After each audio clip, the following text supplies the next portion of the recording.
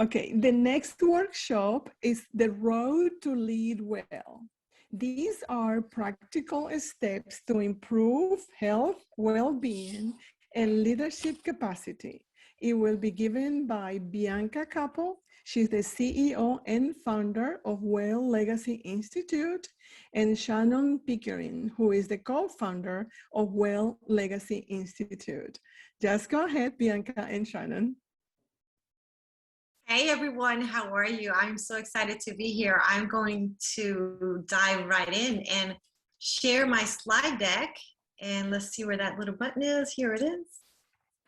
And welcome everyone to our program. I am proud to be here today as a Latina, as a professional, as a leader that wants to make a difference in the lives of others just like you. And so I'm among good company. I'm gonna, like I said, dive right in. We have created a roadmap that helps individuals live and lead well by rebooting resilience, activating your superpowers, and unleashing individual and ultimately the collective potential, which is what it's all about, is how we can partner collaboratively with others to leave a legacy. And so what we will share here today with you is based on the LEADWELL corporate course, corporate e-course that Shannon and I have created. And so And so the roadmap to LEADWELL is based on the science of human performance, psychology, and neurobiology. So we've done a lot of research. It addresses how to increase resilience, emotional, physical, and cognitive performance through the following 7 areas of well-being you see depicted here. And so we will keep it high level, share some stories along the way, and show some of the connections and the power of these concepts. And so I love to keep it real. And so we want to acknowledge that we are witnessing unprecedented stressors today with COVID. Really has revealed and worsened even the state of our well-being and ultimately our performance. You can see some common stressors here on this slide. Which of these is impacting you? Is it personal finances? We heard, lots of good stuff today. Is it health concerns? Is it economic insecurities or racial and social injustice? What if any of these is impacting your well-being today? I would love to have you drop it in the chat box. And we want to learn from you. We want to see what's impacting you today and your performance and your resilience and well-being. And so here are some stats. And perhaps they're not surprising, but they really sure are astonishing, in my opinion. Research shows that the women are feeling most of the stress. Yes, even more than men. So consider these 2 facts. Women consistently report high levels of stress, and they engage in unhealthy behaviors to manage stress. Yes, we do. And as a result, things like eating and sleeping well are not being achieved. And all of this will impact your work performance. It will impact the way you lead yourself, others, and even the way you connect with others, the relationships you have with others. All of this is being impacted.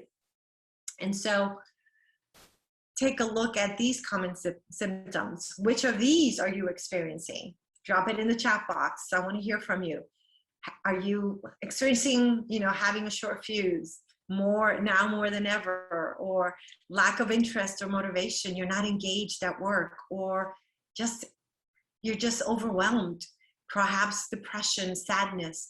All of this is what we are experiencing today, and COVID has revealed it even more. The bottom line here is that we must live intentionally. And that includes using all the tools at your disposal. So today we want to share some practical ways that you can reduce your stress so that you can live and lead well. But before I do that, I have to share a disclaimer. So The FDA has not evaluated this information in the RoadMap to Lead Well program. Recommendations are not intended to diagnose, treat, prevent, or cure medical conditions.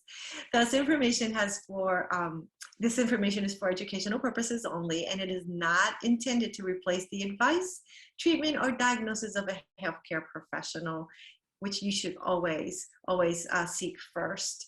And so before starting any fitness program, diet change, and or changes in healthcare routine, seek that professional advice. And this is general information only, and it's not meant for medical advice, or we are not medical providers. And so how was that for a disclaimer? Did I sound like the TV disclaimers?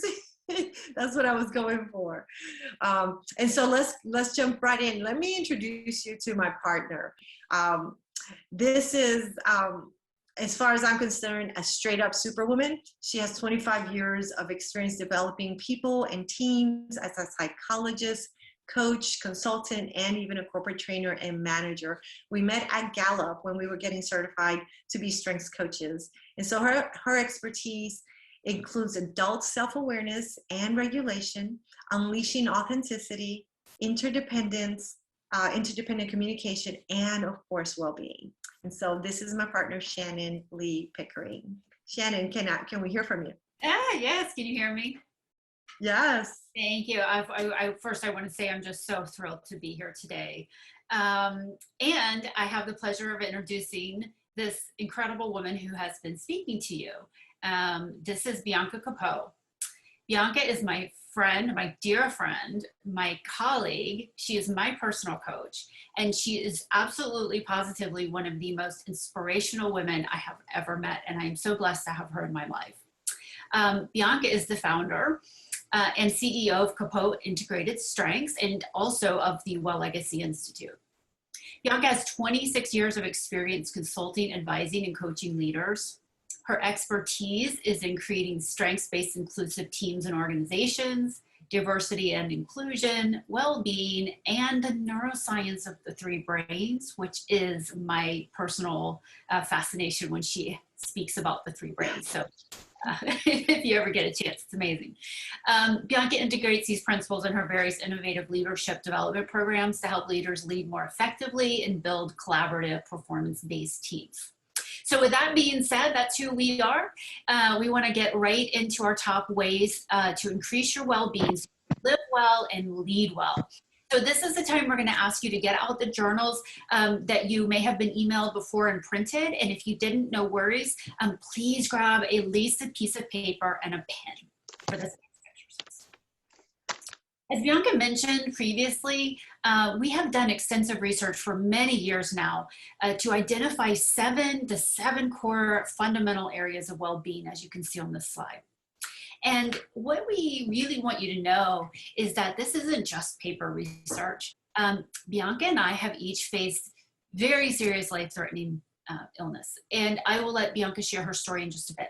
But what I would like to share with you guys today is in 2014, I was disabled with systemic lupus and wasn't given more than maybe 5 or 6 years to live. And I overcame that. I overcame autoimmunity, and I was then diagnosed with stage 3 cancer. And I am on my journey to recovery from that. So this is very personal for us. And one of my biggest learnings is that we are truly an integrated mind, body, and spirit. And we absolutely must nourish every part of our well-being to be well, so we can live well and we can lead well. And we don't all have to take the same path to get there. And so our purpose today is to present you with a menu of options, if you will, in these 7 areas of well-being you can see on our slide. So you can choose and create your own roadmap that works within your time and monetary resources. So let's get right to our first area of well-being, which is occupational well-being. So I'm just gonna take one quick minute to tell you how we define occupational well-being. Yeah, so we define occupational well-being as the thing that you do that occupies the majority of your time that gives you meaning and purpose. Okay, so for many of this, we may think of career or job, and that's certainly true for most people. But this could also be a hobby, a talent, or even an activity like child rearing or volunteer work. We want you to hear that you must have purpose, and purpose starts with why. We have to know why we want to live well or lead well or get well or be well, so that we have motivation and inspiration to go on the journey and to stay on the journey. If you've ever had a goal and you stopped short, you know what I'm talking about needing motivation and inspiration. For me, I'm here today because this is my purpose. This is my occupational well-being. And quite frankly, my why is that I didn't want to die from lupus and I don't want to die from cancer. So I want to share the message of hope and health with others so that they can have the life that they want. So what we're going to do very quickly is we're going to do an abbreviated coaching exercise. So what I'd like for you all to do very quickly is put your feet flat on the floor, rest your hands in your lap and close your eyes. And then I'm going to ask you to take 2 deep breaths. And the most important thing is I want your tummy to rise and fall. Okay, are you ready? So let's take a breath.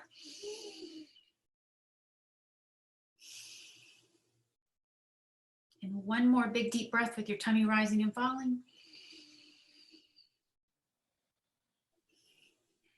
Just kind of empty your mind of all thoughts. And now I'm going to ask you to imagine, keeping your eyes closed, I want you to envision yourself 5 years from now. We're going to call this your future self. Your future self is waving to you. She's facing you, and she's 5 years in your future, and she's looking at you, and she's waving, and she's happy, and she's vibrant, and she's smiling, and she's healthy. I want you to get her in mind as she waves at you from 5 years in the future. And now I want you to ask her in your mind as you breathe through your belly, why are you so happy? Jot down what comes up. And now ask her, what have we been doing the past 5 years? Please make a note as to what comes up. And finally, what is the first action step I need to take right now to become you? Jot down a note. We would love for you to drop in the chat one thing that you've learned. And if you're like most people, you love this exercise and you want to keep talking to your future self because she's so motivational. So what we're going to do at the end of this talk is Bianca's going to tell you how you can get an expanded version of this exercise in a PDF. And with that, as you keep jotting down your notes and dropping something in the chat, Bianca's going to tell us about our next area of well-being. Thank you so much, Shannon. I love that exercise. It is so revealing. I wish we had more time for it, but like you said, I'm going to share how we can do an expanded version. Then the second area of well-being that we want to discuss is physical well-being. We must take care of our bodies, our physical bodies, in order to live the life we desire. And the area of physical well-being we want to focus on is 3 parts. So I'm gonna break it up into 3 parts for you: eating well, moving well, and sleeping well. And so here, part 1 of physical well-being, eating well. Well, you are what you eat. It's not just a saying. In fact, it is true. What you eat impacts how you think, how you perform, and how you relate to others. And it certainly also creates an immediate impact on how you feel today. And so Shannon and I had to learn this the hard way, and we want to share and spare you from the hardship that comes from not mindfully eating. We've created this food diagram to help you choose the foods that will empower you to live and lead well. And so consider that the most important nutrition tip that we can give you today is to eat real food. Yes, an apple is an apple, a banana is a banana. It's just really pretty simple. I want you to choose foods with no labels as often as you can. And when they do have labels, because many do, look for those ingredients that you can recognize. Keep it super simple. Those are going to be the superpower foods. Another important tip that we're going to give you is that you want to swap this for that. I want you to consider that the swap is your secret weapon. This is the journey to eating well begins with these simple swaps. I have made every single one of these swaps in order to keep myself healthier and performing at optimal levels. I remember the day I threw out some of my Goya sazon and adobo, and I was like, oh my gosh, this had so much MSG in it, and all these different ingredients that I knew that my body had to detox from. So while it helped my food taste good, it certainly wasn't going to help me long term. And so, true story, I have type 1 diabetes. I got diagnosed as an adult in my late 30s. It's an autoimmune disease, unlike type 2, which is what most people have. This is when my journey to eating mindfully began. And these swaps are super important, especially when you swap high glycemic foods for low glycemic foods. All that means is that high glycemic foods are going to run your sugar, regardless if you have diabetes or not, they're going to run your sugars high. And they're going to take away your mental and your physical good health and performance. And then the biggest thing I eliminated was rice, which is super important for our traditional Latin food plate. And yes, cauliflower rice is my go-to now, and it can be fixed. I do it with my rice and bean, or cauliflower and beans, frijoles, and all of that. So consider that it can taste good. The swaps are super important for you. So consider that cutting back, or even better, eliminating them and eating them less often. And so we're going to give you actually an opportunity to get more swaps here, and if it's just stay with us. So here is physical well-being part 2, which is movement. And this is all about moving well, and the benefit of movement are well known. They're here on the slide. And I'd like to hear from you. What is your favorite type of movement? Drop it in the chat, if you will, because my favorite type of movement, I have various ones actually, and there's a reason why I have various types of movement, and it's because there's 3 primary forms of movement: intermittent movement, resistance training, and exercise. And I do a little bit of all of this. I actually take walks with my business calls almost every day until it gets to about 95 degrees, then I may not. But resistance training, I absolutely love resistance training because it helps tone your muscle, and muscle is super important to manage your glucose levels and to keep you healthy, to keep your bones strong. And then always consider that exercising, raising your heart rate, I should say, can happen with any of these. Running, walking. One of my favorite things to do is dance. I dance salsa and hip hop and all that. And sometimes I do it because I need 10 minutes of movement. And so I break from the business work and I go do some type of movement. So consider that this is going to be one of the things that impacts your physical well-being. And then last but not least, certainly not least, is sleep. Sleep is all about improving your mood, helping you even keep a normal or healthy weight. Sleep is everything. Look at all these areas that it impacts. The quality of your sleep will impact everything you need to be resilient. If you're having a bad day, there's a good chance that you are not sleeping well. And so consider that. Let's see, how to sleep well. So let me give you some tips on this. Here are several. If I had to point out just one, I'm going to point out number 4, stress. Avoid stress and things that stress you out just before you go to bed. Consider that meditation, prayer, or some kind of relaxation practice just before going to bed. This will help you improve your memory, your next day even, and how you perform.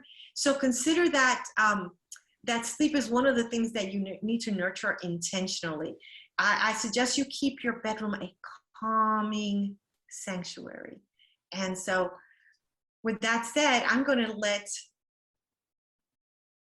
Shannon talk to us about the next area of well-being. Shannon, take it away. Thank you, Bianca. So I think we might be slightly behind schedule, so I will start talking fast. And don't worry about taking notes because we can get all of this information to you after the call. So I don't know if it surprises you, but 75% of women report feeling at least one symptom of stress in the last month. So give us a hand raise in the chat if that's you. Stress impacts, I mean, it's well known the impacts of stress. Our hormones, our heart rate, our breathing, our muscle tension, our metabolism, our blood pressure, and all of our processes like digestion, reproduction, cellular growth and repair, and even inflammatory and immune responses.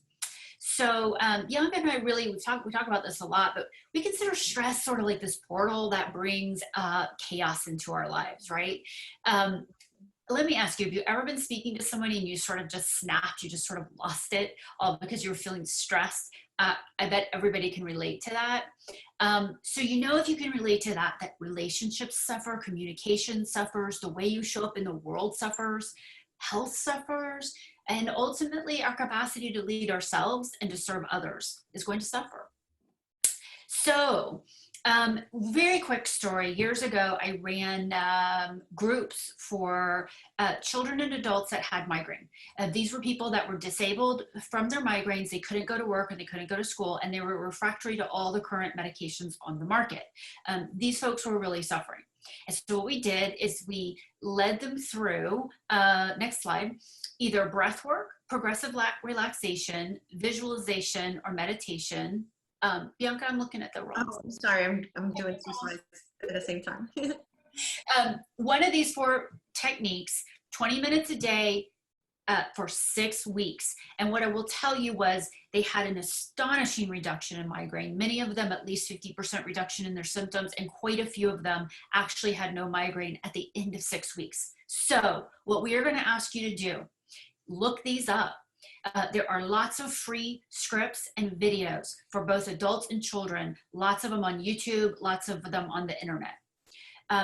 Look for them, practice them, try this for 20 minutes a day, any of them, you can mix them up for 6 weeks and see what impact this has on your mental, physical, your mental, emotional, and spiritual health. Okay. And with that, we're going to go on to our next area of well-being, which is one of my favorites, environmental well-being. I love environmental well-being. So we're going to talk about this in 2 parts. The first part is using the elements of the earth for healing.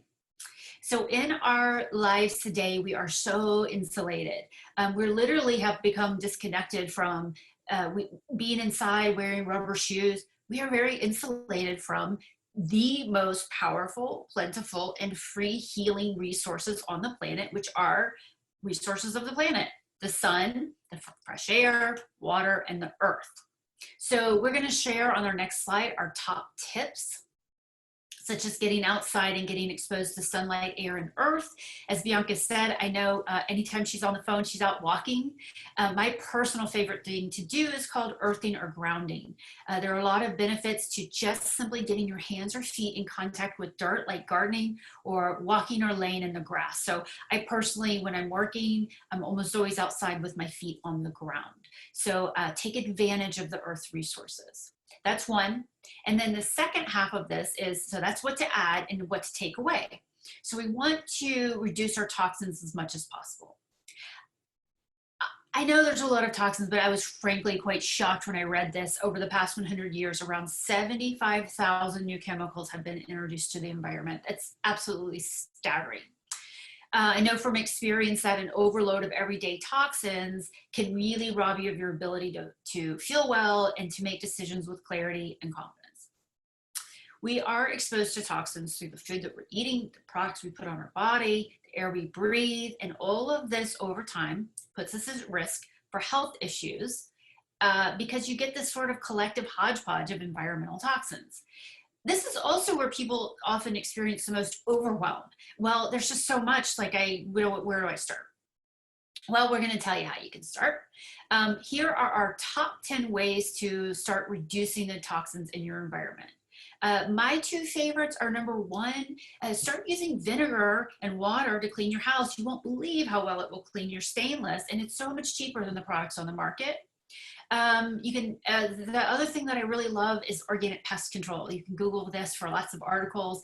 But for example, I get boric acid cheap on Amazon and sprinkle it on the outside of my house, and roaches just absolutely won't come near it. So there are really lots of ways, and you'll save money getting some of the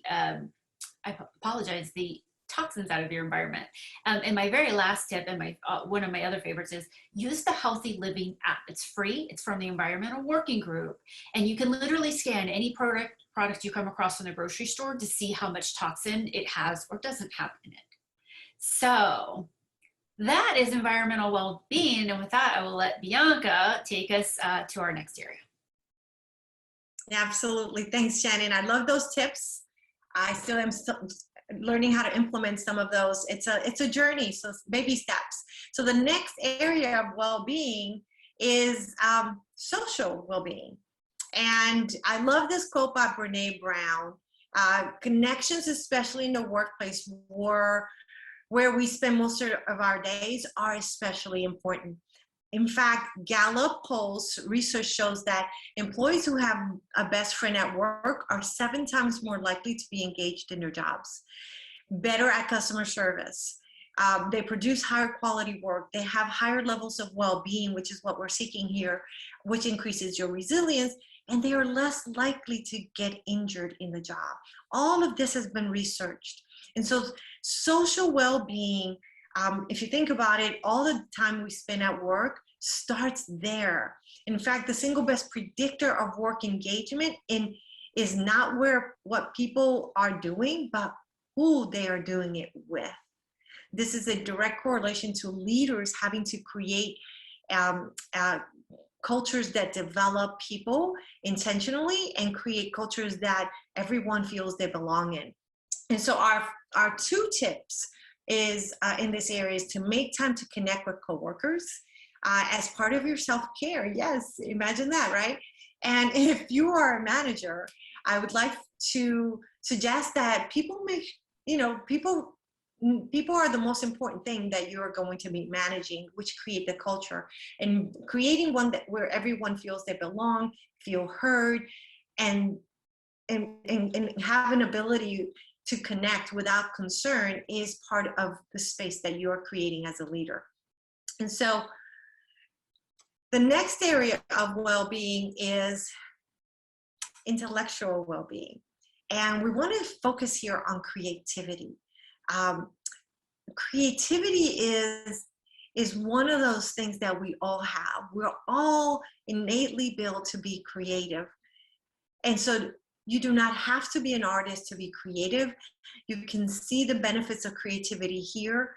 I used to think I wasn't creative. I joined a coaching group back in 2007, 2008, and they asked me, tell us about your creativity. I was like, I'm not that creative. It turned out that I am creative, and now I understand how. I'm a creative problem solver. So on top of that, I exercise creativity in other forms. And so consider here to go create. Go create today because it's part of your intellectual well-being. And so the next area of well-being is financial well-being. So here, research reveals that once your basic needs are met, more money doesn't equal more happiness. And 2, focusing solely on wealth accumulation can actually decrease well-being. And so, yes, you got today a lot of good retirement planning advice. And all of that I did for 20 years as a financial advisor. But here we're going to go deeper than just financial advice. I want to tell you that your well-being, your financial well-being, starts with identifying unconscious beliefs that keep you from achieving financial well-being. We're going to call those money myths. And here are some. Money doesn't grow on tree. Money is bad. What here do you identify with? Perhaps you've heard some of these. Perhaps you even believe in some of these. Well, guess what? Some of these are not 100% true, right? Yet our unconscious beliefs do impact how we manage our money and consequently the situation or the consequences we live in that are brought in by financial situations. And so tips. We always have tips. This is the whole purpose of our roadmap to lead well. Check in with your money often. Date your money, right? Check in often, maybe weekly, monthly at a minimum. And then one of the biggest tips I can give you is to invest. Invest a little bit every month. Dollar cost averaging is key to future financial health. Think about your future self. You are paying her to help, to be happy. Whatever she told you, I promise you that part of why she's happy is because she's not suffering from financial illnesses, so to speak. She is financially well. And so with that, those are our tips with financial well-being.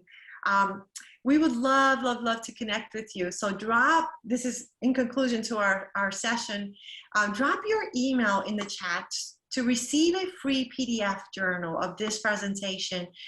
We want to give you some bonuses as well. A family activity guide to improve your family's well-being. Yes, we have such a thing, and it's really cool. And then we even have some favorite recipes. Shannon is known as the autoimmune foodie. And so here's some ways to connect with us. Email me at bianca@welllegacyinstitute.com. That's Well Legacy with 2 L's. Or follow us on Instagram. Shannon has some really great recipes to help your health, your well-being. She's at autoimmune foodie.